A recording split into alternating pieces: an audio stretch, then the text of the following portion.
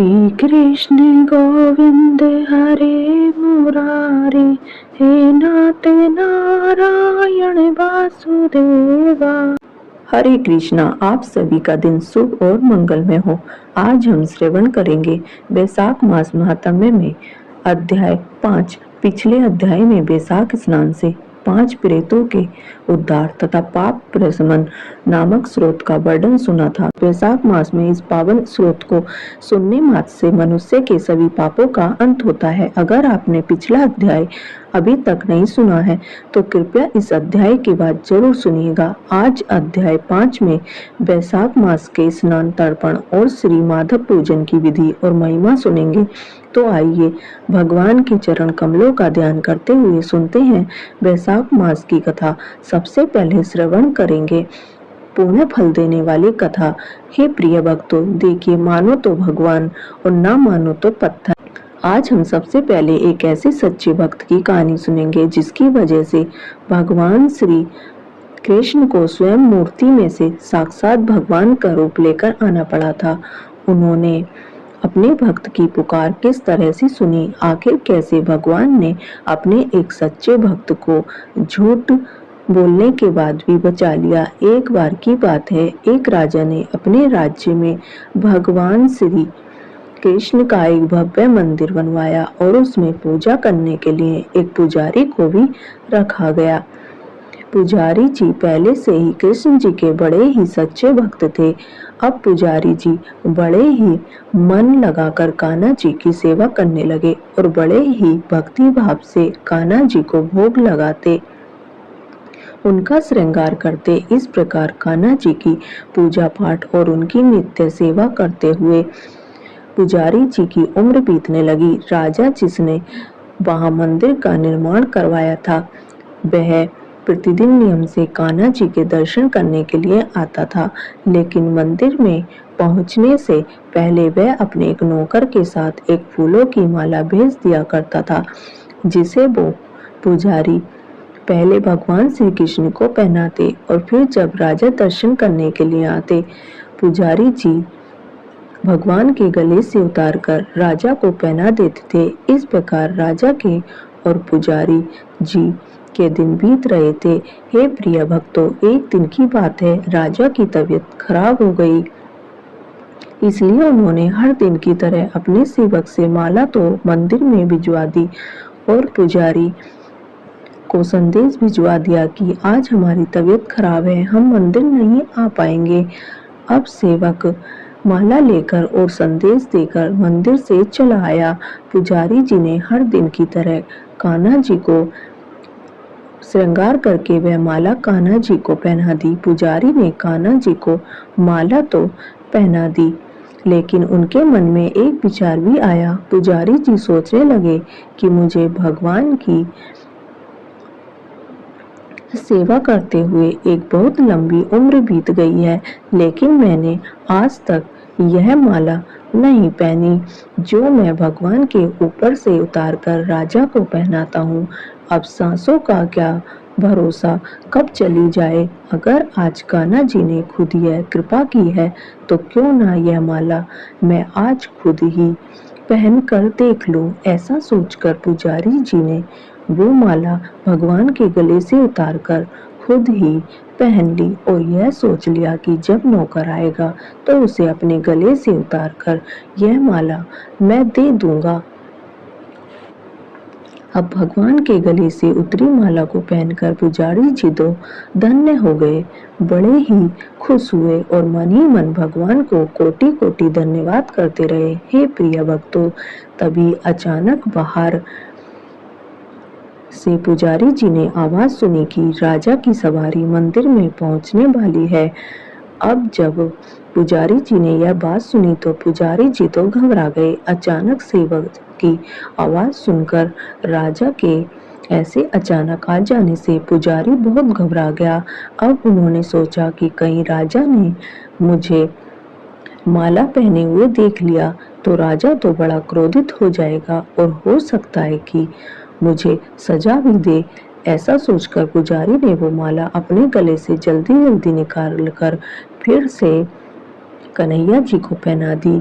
सिर्फ राजा के क्रोध से बचने के कारण पुजारी जी ने वह माला तो भगवान को पहना दी और पश्चाताप करने भी लगे और सोचने लगे कि यह तो मुझसे बड़ा भारी पाप हो गया। भगवान के गले की माला मैंने खुद पहनी और अपने गले की माला निकालकर फिर से भगवान को पहना दी। यह तो मुझसे बड़ा भारी अनर्थ हो गया।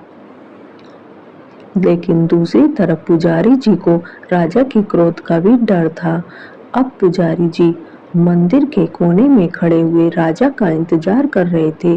तभी राजा मंदिर में आ गए और फिर पुजारी जी ने भगवान के गले की माला उतारकर राजा को पहना दी। अब जैसे ही राजा ने अपने गले में वह माला पहनी, उसे माला में एक सफेद बाल दिखाई दिया, जिसे देखकर राजा को सारी बात समझ में आ गई। राजा समझ गया कि यह माला जरूर पुजारी जी ने पहनी होगी और अब जब मैं आ गया तो मुझे भी यही माला पहना दी। इस पुजारी ने मेरे साथ छल किया है। ऐसा सोचकर राजा को बड़ा गुस्सा आया। अब राजा ने पुजारी से पूछा कि एक बात बताइए, इस माला में सफेद बाल किसका है? क्योंकि पुजारी जी भी बूढ़े हो गए थे और उनके सर के बाल भी सफेद थे। अब पुजारी जी ने जब यह सब देखा तो सोचा कि अगर मैंने अपना नाम ले लिया तो राजा तो मुझे सजा जरूर देगा। इसलिए पुजारी ने जल्दी में कह दिया कि यह तो भगवान का बाल है। इस बात पर राजा को और गुस्सा आया कि पुजारी झूठ बोल रहा है। अब भला मूर्तियों के बाल कब से सफेद होने लगे? इस पर राजा ने पुजारी से कहा कि ठीक है, अगर तुम्हारी बात सच है तो मैं कल श्रृंगार करते समय आऊंगा और तब मैं देखूंगा कि भगवान के बाल काले हैं या सफेद, क्योंकि जब भगवान का श्रृंगार किया जाता है तो उनका मुकुट भी उतारा जाता है और तब बाल दिख जाते हैं। अगर भगवान के बाल काले निकले तो हे पुजारी, मैं तुझे इस पाप के लिए मृत्यु दंड दूंगा। राजा ऐसा आदेश सुनाकर वहां से चला गया। अब देखिए, राजा के जाते ही पुजारी हाथ जोड़कर भगवान के सामने प्रार्थना करने लगा। पुजारी कहने लगा, हे प्रभु, मैं जानता हूँ कि मैंने आपके सामने झूठ बोलने का बड़ा भारी अपराध किया है और यह बात आप भी जानते हैं। अपने गले में डाली हुई माला मैंने फिर से आपको पहना दी और क्योंकि मैं आपकी सेवा करते करते बूढ़ा हो गया था, एक बहुत बड़ी सी मेरी अभिलाषा मेरे मन में थी कि काश कभी ऐसा हो सकता कि मैं आपको चढ़ाई हुई माला खुद पहन सकता, और आज जब राजा नहीं आए तो मैं यह गलती कर बैठा। हे प्रभु, हो सके तो मुझे क्षमा कर दीजिए। हे भगवान, आप ही मुझे बचा सकते हैं, नहीं तो कल राजा मुझे फांसी पर चढ़ा देगा। इस प्रकार पुजारी सारी रात रोते रोते कान्हा जी की मूर्ति के सामने ही सो गया। उधर अपने आदेश के अनुसार अगले दिन जब राजा आया तो भगवान का श्रृंगार स्वयं करने के लिए कहने लगा। पुजारी जी ने जब यह बात सुनी तो पुजारी डर गए और डर के मारे एक कोने में जाकर खड़े हो गए। पुजारी के मन में बड़ी घबराहट थी कि कहीं मूर्ति के बाल काले निकले तो सारा सच मेरा सामने आ जाएगा। जब राजा ने जैसे ही ठाकुर जी का श्रृंगार करने के लिए उनका मुकुट हटाया तो वह यह देखकर हैरान रह गया कि कन्हैया जी के ठाकुर जी के सभी बाल सफेद थे। अब राजा को लगा कि पुजारी ने जरूर अपनी जान बचाने के लिए इन बालों को सफेद रंग से रंग दिया है। राजा को अभी भी विश्वास नहीं हो रहा था, इसलिए राजा ने बालों की जांच करने के लिए श्री कृष्ण भगवान की मूर्ति से एक बाल पकड़कर जोर से खींचा। बाल को खींचते ही वहां से खून की धार बहने लगी। अब राजा ने जब यह देखा तो वह बड़ा घबरा गया और कन्हैया जी के पैर पकड़कर उनसे क्षमा याचना करने लगा। अब राजा भी समझ चुका था कि इस मूर्ति में साक्षात ठाकुर जी बसते हैं। उधर पुजारी जी ने जब इतना बड़ा चमत्कार अपनी आंखों के सामने से देखा तो पुजारी भी हैरान रह गया। अभी भी दोनों हैरान ही थे कि तभी मूर्ति में से एक आवाज आई कि जो स्वयं कन्हैया जी की आवाज थी। कन्हैया जो कहने लगे, हे राजन, तुमने आज तक मुझे मूर्ति ही समझा, इसलिए मैं आज भी तुम्हारे लिए एकमात्र मूर्ति ही हूँ। लेकिन इस पुजारी ने मुझे साक्षात भगवान समझा है और उसकी श्रद्धा की लाज रखने के लिए ही और तुझे समझाने के लिए मुझे अपने बाल तक सफेद करने पड़ गए।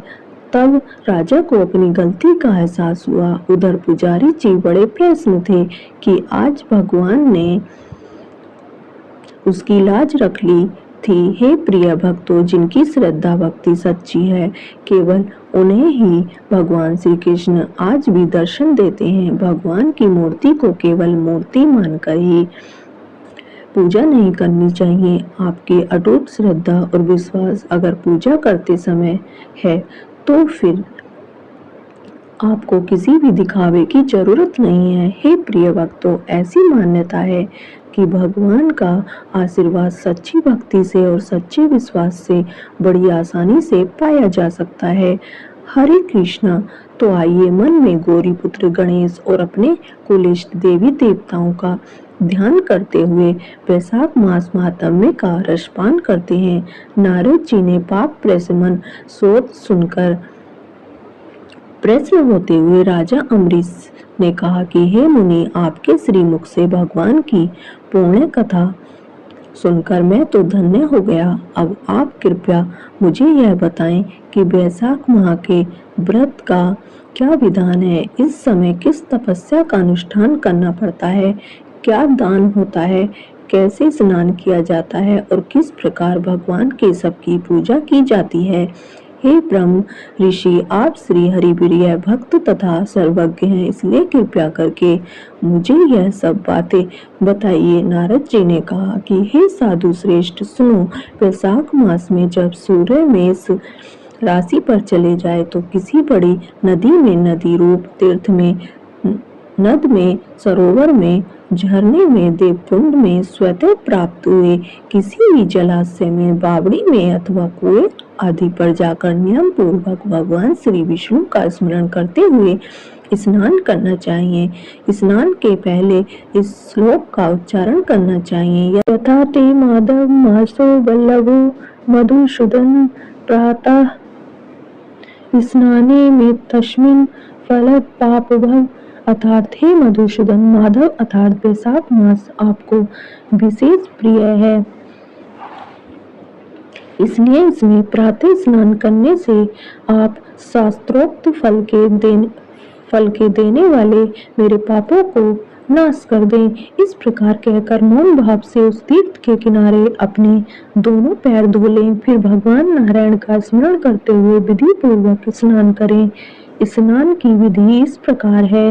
विद्वान पुरुष को मूल मंत्र पढ़कर तीर्थ की कल्पना कर लेनी चाहिए। ओम नमो नारायणाय, यह मंत्र ही मूल मंत्र कहा गया है। पहले हाथ में कुशा लेकर विधि पूर्वक आचमन करें तथा मन और इंद्रियों को संयम में रखते हुए बाहर भीतर से पवित्र रहें कि 4 हाथ का चौकोर मंडल बनाकर भगवती श्री गंगा जी का आवाहन करें। हे गंगे, आप भगवान श्री विष्णु के चरणों से प्रकट हुए हो।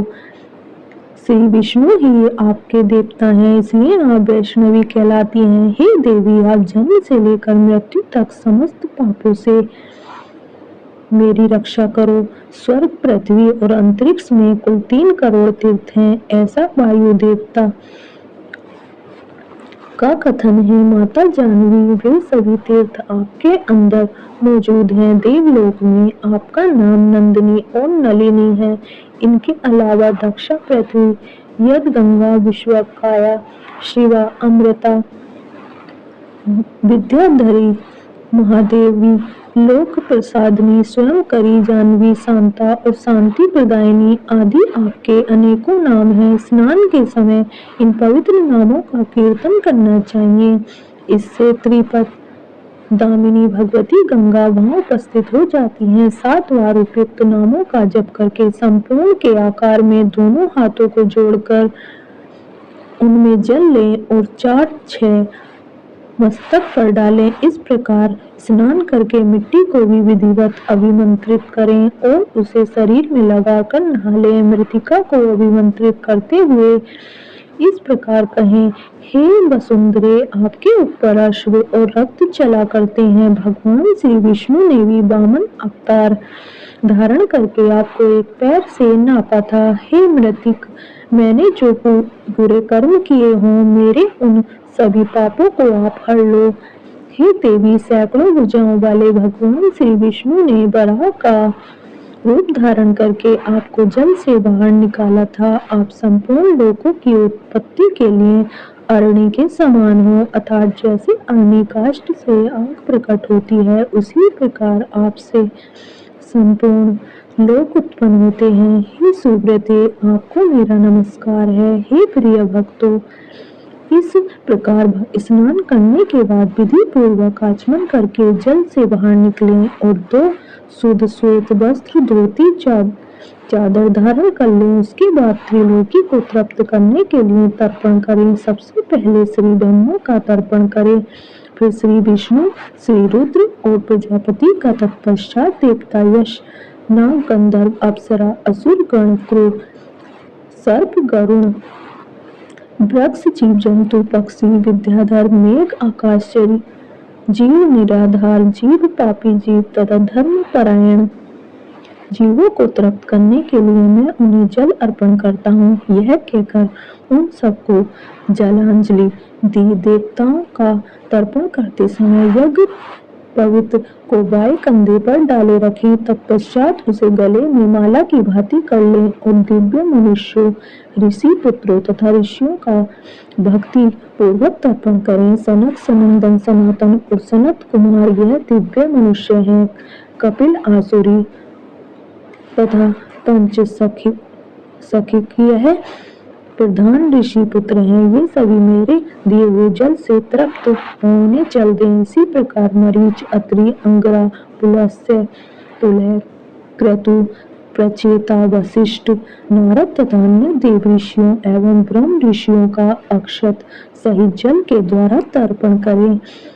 इस प्रकार ऋषि तर्पण करने के बाद यज्ञ पवित्र को दाएं कंधे पर करके बाएं घुटने को पृथ्वी पर टेक कर बैठे। फिर अग्निश्वर, सौम्य, पिता, पितामह तथा माताम आदि सब लोगों का विधिवत तर्पण करके इस प्रकार कहें, जो लोग मेरे बांधव न हो, जो मेरे बांधव हों तथा जो दूसरे किसी जन्म में मेरे बांधव रहे हों, वे सब मेरे दिए हुए जल से तृप्त हो।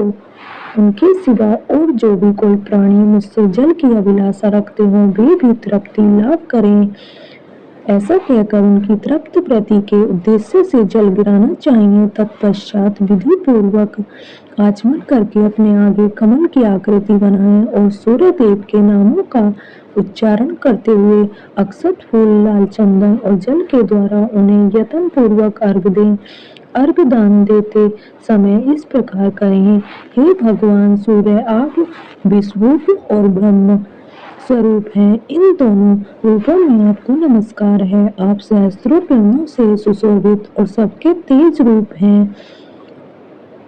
आपको सदा नमस्कार है। हे भक्त वत्सल रुद्र रूपधारी, आप परमेश्वर को बारंबार नमस्कार है। कुंडल और अंगद आदि आभूषणों से विभूषित पद्मनाथ, आपको नमस्कार है। हे भगवान, आप सोए हुए संपूर्ण लोगों को जगाने वाले हैं, आपको मेरा प्रणाम है। आप सदा सबके पाप पुण्य को देखा करते हैं। हे सत्यदेव, आपको नमस्कार है। भास्कर, मुझ पर प्रसन्न होइए। हे दिवाकर,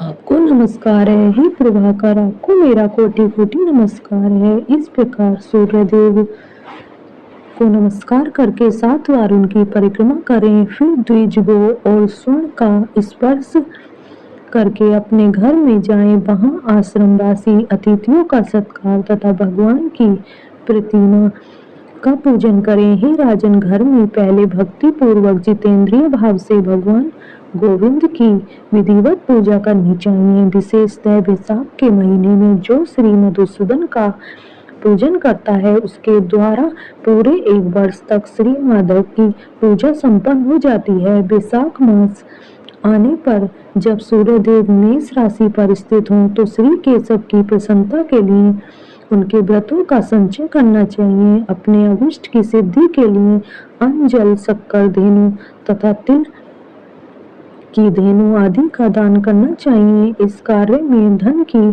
कंजूसी उचित नहीं है। जो समूचे वैशाख पर प्रतिदिन सवेरे स्नान करता है, जितेंद्रिय भाव से रहता है, भगवान का नाम को जपता है और भविष्य भोजन करता है, वह सब पापों से मुक्त हो जाता है। जो वैशाख मास में आलस्य त्याग कर एक भक्त अर्थात 24 घंटों में एक बार भोजन करता है, नक्त व्रत अर्थात केवल रात में एक बार भोजन अथवा अयाचित व्रत बिना मांगे मिले हुए अन्न का एक समय भोजन करता है, वह अपनी संपूर्ण अभिष्ट वस्तुओं को प्राप्त कर लेता है। वैशाख मास में प्रतिदिन 2 बार गांव से बाहर नदी के जल में स्नान करना,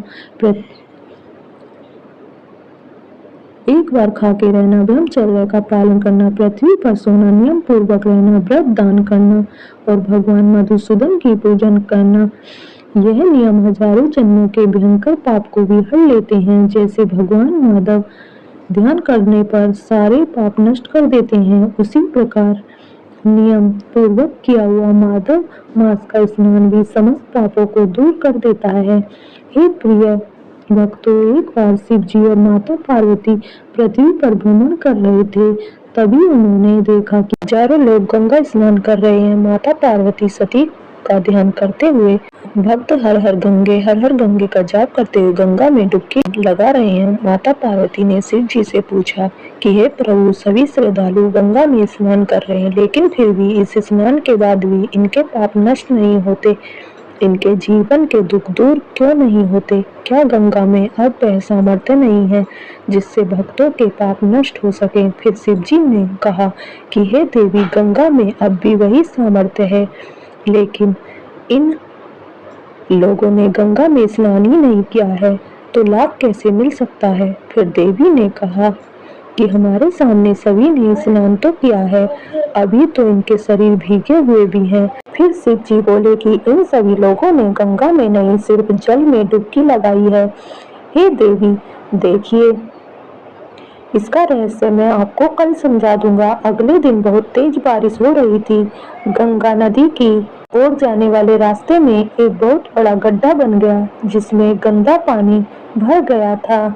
वहां शिव जी एक वृद्ध के रूप में और माता पार्वती सामान्य स्त्री के रूप में प्रकट हो गए। शिव जी ने माता पार्वती को समझाया कि मैं इस गड्ढे में गिर जाऊंगा। थोड़ी ही देर बाद वहां से गंगा स्नान करके हजारों लोग निकलेंगे। तुम उनसे मुझे निकालने के लिए मदद मांगना और उनसे कहना कि मुझे वही व्यक्ति हाथ लगाए जो निष्पाप हो, जिसने कोई भी पाप न किया हो। अगर किसी पापी ने मुझे हाथ लगा दिया तो वह भस्म हो जाएगा। हे प्रिय भक्तों, इस तरह माता पार्वती को समझाकर शिव जी वृद्ध व्यक्ति के रूप में उस गड्ढे में गिर गए और बचाओ बचाओ चिल्लाने लगे। गड्ढे के पास ही बैठी स्त्री लोगों से मदद मांगने लगी कि उसके पति गिर गए हैं, उन्हें गड्ढे से निकालने में उनकी कोई मदद करे। काफी लोग वहां इकट्ठा हो गए। जब लोग वृद्ध को गड्ढे से निकालने के लिए हाथ बढ़ा रहे थे तो स्त्री ने कहा कि उन्हें वही हाथ लगाए जो निष्पाप हो, जिसने कोई भी पाप न किया हो, वरना वह भस्म हो जाएगा। यह सुनते ही सभी लोग पीछे हटने लगे। सभी ने सोचा कि ऐसा ना हो कि इसकी मदद करने के चक्कर में हम किसी मुसीबत में फंस जाएं। ऐसा सोचकर सभी लोग वहां से चले गए। गंगा स्नान करके लोग आ रहे थे, लेकिन कोई भी वृद्ध की मदद करने के लिए आगे नहीं बढ़ रहा था। ऐसे ही शाम हो गई। तभी शिव जी ने पार्वती जी से कहा कि देखा, यहाँ ऐसा कोई नहीं आया जिसने आस्था और विश्वास के साथ गंगा में स्नान किया हो तभी वहां एक युवक आया। वह भी हर हर गंगे का जाप लगा रहा था। उसने व्रत को गड्ढे में फंसा हुआ देखा तो वह मदद करने के लिए आगे बढ़ा। तभी स्त्री ने कहा कि इन्हें वही व्यक्ति बाहर निकाल सकता है जो निष्पाप हो। क्या तुम पूरे निष्पाप हो? उस स्त्री की बात सुनकर युवक ने कहा कि आपको मेरे निष्पाप होने का संदेह क्यों है? मैं अभी तो गंगा स्नान करके आया हूँ। गंगा में नहाने के बाद भी पाप रहते हैं क्या? आस्था के साथ गंगा स्नान में मैं पूरी तरह पवित्र हो गया हूँ। मेरे सभी पाप धुल गए हैं, ऐसा मेरा विश्वास है। इतना बोलकर युवक ने व्रत को गड्ढे से बाहर निकाल लिया। शिवजी और माता पार्वती उस युवक से प्रसन्न हुए और अपने वास्तविक रूप में दर्शन दिए। माता पार्वती समझ गईं कि हजारों लोगों में एक व्यक्ति ने ही आस्था और विश्वास के साथ गंगा स्नान किया है। बाकी सब सिर्फ स्नान करते हैं, इसलिए उनके पाप नहीं धुलते और जीवन में दुख बने रहते हैं। हे प्रिय भक्तों, यह कथा सुनाने का मेरा यही मकसद है कि जैसे कि आजकल हम सभी वैशाख स्नान कर रहे हैं, कोई पवित्र नदियों में तो कोई जो नदी में नहीं जा सकता वे घर पर ही गंगा जल मिलाकर स्नान करते हैं। हम सभी भी जब भी तीर्थ स्नान करें तो इस बात का पूरा ध्यान रखें कि पूरी श्रद्धा से, पूरे विश्वास से स्नान कीजिएगा। और यदि आप सच्ची श्रद्धा से, पूरे विश्वास से घर में भी नहाने के पानी में गंगा जल मिलाकर स्नान करें तो उससे भी आपको गंगा स्नान का पुण्य मिलेगा। उससे भी आपके सभी पापों का नाश हो जाएगा। बस आपको विश्वास रखना है। गंगा जितना पवित्र पहले थी उतनी ही आज है। तो प्रेम से बोलिए हर हर गंगे, हर हर महादेव। के प्रिय भक्तों, तो आइए अब पापों का अंत करने वाले पापभ्रंश स्रोत का श्रवण करते हैं। पापनाशक स्रोत के बारे में महात्मा पुष्कर कहते हैं कि मनुष्य की मलिनता बस चोरी, हत्या पर, स्त्री गमन आदि विभिन्न पाप करता है, पर जब मन कुछ शुद्ध होता है तब उसे इन पापों से मुक्ति की इच्छा होती है। उस समय भगवान नारायण की दिव्य स्तुति करने से समस्त पापों का प्रायश्चित पूर्ण होता है। इसलिए इस दिव्य स्रोत का नाम समस्त पापनाशक स्रोत है। तो आइए पूरे प्रसन्नचित मन से इसे श्रवण करते हैं। पुष्कर जी बोले, सर्वव्यापी विष्णु को सदा नमस्कार है।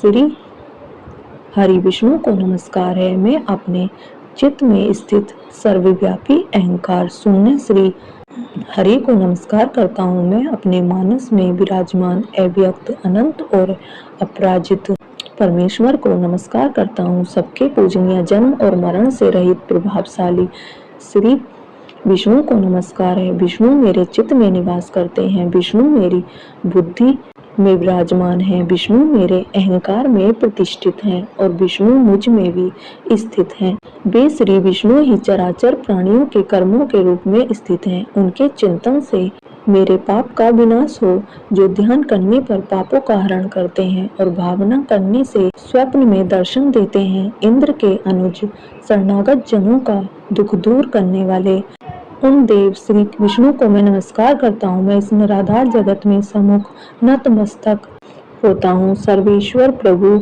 कमल नयन, परमात्मन ऋषिकेश, आपको नमस्कार है। इंद्रियों के स्वामी श्री विष्णु, आपको नमस्कार है।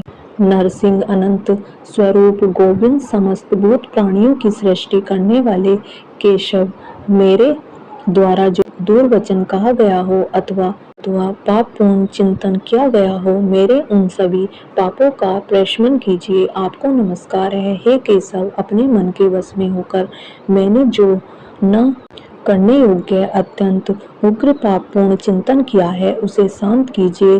परमार्थ परायण ब्राह्मण प्रिय गोविंद, अपनी मर्यादा से कवचत न होने वाले जगन्नाथ, जगत के दाता, पोषण करने वाले देवेश्वर, मेरे पाप का विनाश कीजिए। मैंने मध्याह्न, अपराह्न, सायंकाल एवं रात्रि के समय जानते हुए अपने अनजाने शरीर, मन एवं वाणी के द्वारा जो पाप किया है उसके इन तीनों नामों पुंडरीकाक्ष, ऋषिकेश और माधव, इन तीनों नामों के उच्चारण से मेरे वे सभी पाप क्षीण हो गए हैं। हे कमल नयन, हे लक्ष्मीपति, इंद्रियों के स्वामी माधव, आज आप मेरे शरीर एवं वाणी द्वारा किए हुए पापों का हनन कीजिए। आज मैंने सोते, खाते, खड़े, चलते अथवा जागते हुए मन, वाणी और शरीर से जो भी नीच योनि एवं नरक की प्राप्ति कराने वाले छोटे अथवा बड़े पाप किए हों, भगवान वासुदेव के नाम के उच्चारण से वे सभी पाप नष्ट हो जाएं। जो परब्रह्म, परम धाम और परम पवित्र हैं, उन श्री विष्णु संकीर्तन से मेरे पाप लुप्त हो जाएं, जिनको प्राप्त होकर ज्ञानी जन फिर लौटकर नहीं आते। जो गंध, स्पर्श आदि तन मात्राओं से रहित है, श्री विष्णु का वह परम पद मेरे संपूर्ण पापों का समन करे। महात्मा जो मनुष्य पापों का विनाश करने वाले इस संपूर्ण पापों स्रोत का पठन अथवा श्रवण करता है, वह शरीर, मन और वाणी जनित समस्त पापों से छूट जाता है एवं समस्त पाप ग्रहों से मुक्त होकर श्री विष्णु के परम पद को प्राप्त करता है। इसलिए किसी भी पाप के हो जाने पर इस स्रोत का जप करें। यह स्रोत पाप समूह के प्रायश्चित के समान है। कृष्ण आदि व्रत करने वाले के लिए भी यह श्रेष्ठ है। स्रोत जप और व्रत रूप प्रायश्चित से संपूर्ण पाप नष्ट हो जाते हैं। इसलिए भोग और मोक्ष की सिद्धि के लिए इनका अनुष्ठान करना चाहिए। हे प्रिय भक्तों, तो यह थी आज की कथा। अगर वीडियो पसंद आई हो तो वीडियो को लाइक करें, चैनल को सब्सक्राइब करें और कमेंट बॉक्स में हर हर महादेव अवश्य लिखें। जय श्री कृष्ण।